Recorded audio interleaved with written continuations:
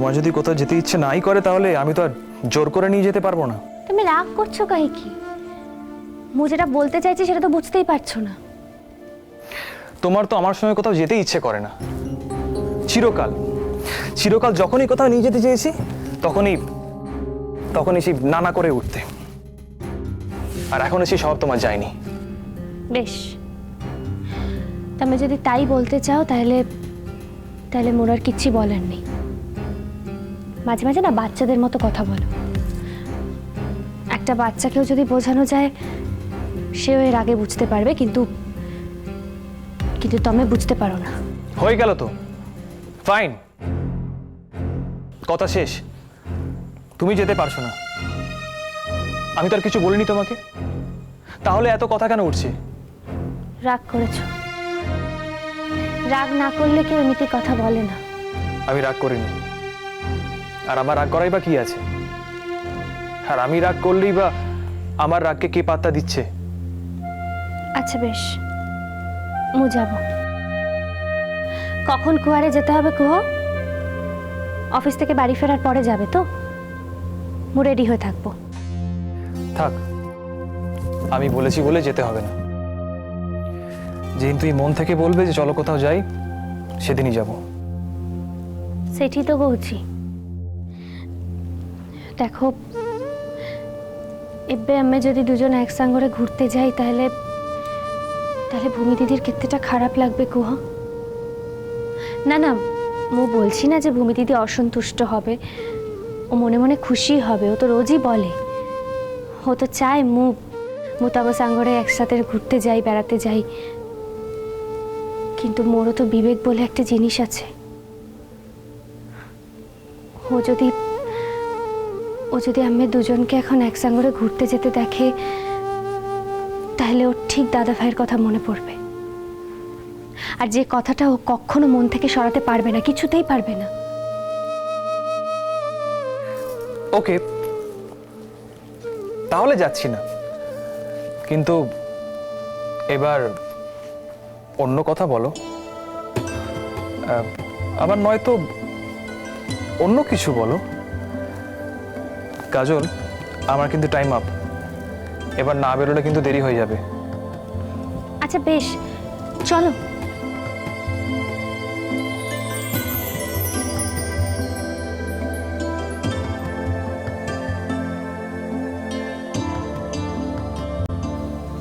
করল না? না হয় আমার সঙ্গে এখন কোথাও যাওয়া যাবে না। বাড়িতে সেই সিচুয়েশন নেই ঠিকই, কিন্তু তা বলে ঘরের ভেতরে থেকে কি কিছু দেনা পাওনা শোধ করা যায় না? দেনা পাওনা? হ্যাঁ, দেনা পাওনা। একটু ভেবে দেখো, এখন শোধ না করলে কিন্তু এরপরে অনেক সুদ বেড়ে যাবে। তখন কিন্তু আর শোধ করেও তুমি পারবে না।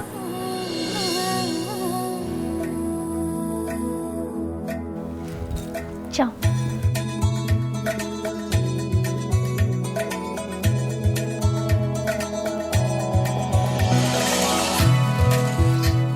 কোথায় আর যাবো? তুমি কি আমাকে কোথাও যেতে দিলে, নাকি আমি কোথাও গিয়ে থাকতে পারলাম?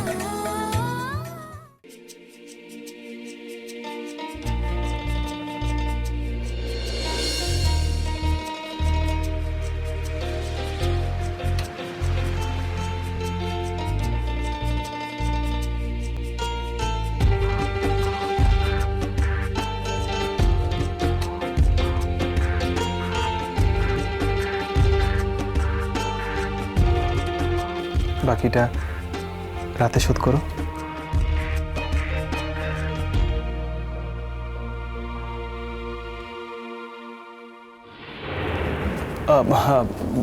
মেম সাহেব, তুমি এখানে? বেরোচ্ছ? হ্যাঁ, কেন বলো? 2 মিনিটের একটা কথা ছিল তোমার সঙ্গে নীল, বেশি সময় নষ্ট করব না। এসো না ভূমি দিদি, ভেতরে এসো। হ্যাঁ মেম সাহেব, এসো, ভেতরে এসো। 2 মিনিট কেন, 10 মিনিট দিতে পারবো। বলছিলাম, কাজল যেমন নাচ নিয়ে ওর ক্যারিয়ার তৈরি করছে, সেই পথে এগোচ্ছে, ভালো করুক, ক্ষতি নেই। কিন্তু আমি চাইছিলাম যে এই নাচের সঙ্গে সঙ্গে ও লেখাপড়াটাও চালিয়ে যাক। তোমার কি মত? কি এবে মো লেখাপড়া করিবি? তোমার কি মাথা খারাপ হয়ে গেছে ভূমি দিদি? বড়রা যখন কথা বলে ছোটদের কথা বলতে নেই। মেম সাহেব, ও কি নতুন করে লেখাপড়া শুরু করতে পারবে? দেখো নীল, পারবে না বলে পৃথিবীতে কোনো কথা নেই। আর মানুষ চাইলে পারে না এমন উদাহরণ কিন্তু খুব কমই আছে, এটা আমি বিশ্বাস করি। আমি খেয়াল করে দেখেছি নীল, তুমি যখন তোমার বন্ধু বান্ধব আসে তখন ওদের সঙ্গে কাজলকে আলাপ করিয়ে দিতে খুব একটা স্বচ্ছন্দ বোধ করো না। আমি বুঝতে পারি সেটা ও খুব একটা শিক্ষিত নয় বলে, ওর কোনো ডিগ্রি নেই বলে। দেখো নীল, ডিগ্রিটাও কিন্তু টু সাম এক্সটেন্ট কোথাও একটা গিয়ে প্রয়োজন হয়। লেখাপড়া চর্চার মধ্যে থাকতে গেলে তো একটা মাধ্যমের প্রয়োজন হয়, ডিগ্রিটা সেই মাধ্যম। প্রত্যেকেরই লেখাপড়া করতে গেলে একটা গোল দরকার হয়, একটা ফোকাস দরকার হয়, আর এইসব ক্ষেত্রে ডিগ্রিটাই হেল্প করে। তাই তুমি যদি পারমিশন দাও নীল, তাহলে ওর লেখাপড়ার ব্যাপারটাতেও আমি খোঁজ খবর নিতে পারি। এটা তুমি কি বললে মেম সাহেব? আজকের দিনে কাজলের পড়াশোনার বিষয়ে তুমি আমার কাছে পারমিশন চাইছো? মেম সাহেব, শুধু পড়াশোনা কেন, যে কোনো বিষয়ে তুমি আমার কাছে পারমিশন চাইবে না? আমি পারমিশন দেবার কেউ নয় কাজলের। আজ আমার মনে হয় তোমার থেকে বড় শুভাকাঙ্ক্ষী ওর আর কেউ নেই, এমনকি আমি নিজেও না। যা, কি যে বলছো না তুমি। আমি একটা ব্যাপারে নিশ্চিন্ত হলাম, তোমার অনুমতি পেয়ে গেলাম।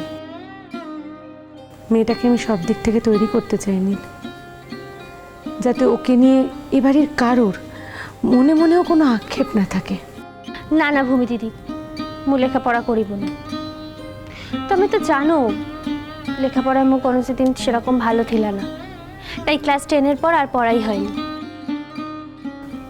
বিনু মামু কেতে শখ করে মতে কনভেন্টে ভর্তি করে দিয়েছিল, তাও মো বিনু মামুর মুখ রাখতে পারিনি। আর এতে দিন পরে তো মো সব কিছু ভুলে গেছি। না ভূমি দিদি, তুমি মতে নাচ নিয়ে যা করতে বলবে মো তাই করিবি, লেখাপড়া করতে বলো না। তুই তো আমাকে চিনিস কাজল, আমি তো ছাড়ার পাত্রী নই। আমি যখন বলেছি তোকে এটা করতে হবে, তখন এটা করতে হবে। শোন, আমি কোনোভাবেই চাই না কোনো ব্যাপারে তুই কারোর থেকে এতটুকুও পিছিয়ে থাকিস। তোর মধ্যে যেন কখনো কনফিডেন্সের অভাব না থাকে কাজল। আমি এটা কখনোই হতে দেব না, লেখাপড়া করতেই হবে তোমায়। বেশ, এবার তোমরা দুজনে মিলে বুঝে নাও। আমার কিন্তু যা বলার ছিল আমি বলে দিয়েছি। এনিওয়ে, আমি নিচে গেলাম, আমার সত্যি খুব লেট হয়ে যাচ্ছে। এসো, সাবধানে যেও। বাই।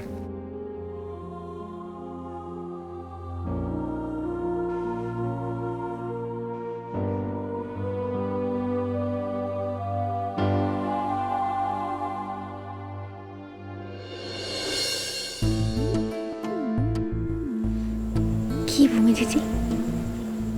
সিঁদুরটা ঘেঁটে গেছে। এই অবস্থায় যাবি নিচে বড়দের সামনে? ঠিক করে দেবো না?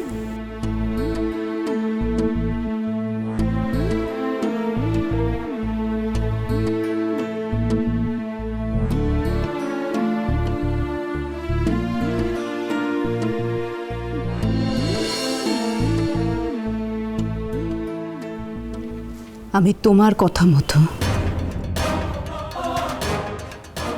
আমার হাতের আংটিটা করে তোমাকে দিয়ে দিলাম। এরপর যদি আমার কাজ হাসিল না হয়, তাহলে আমার জিনিস কিভাবে আমি আদায় করতে হয় সেটা আমি তোমাকে দেখিয়ে দেব।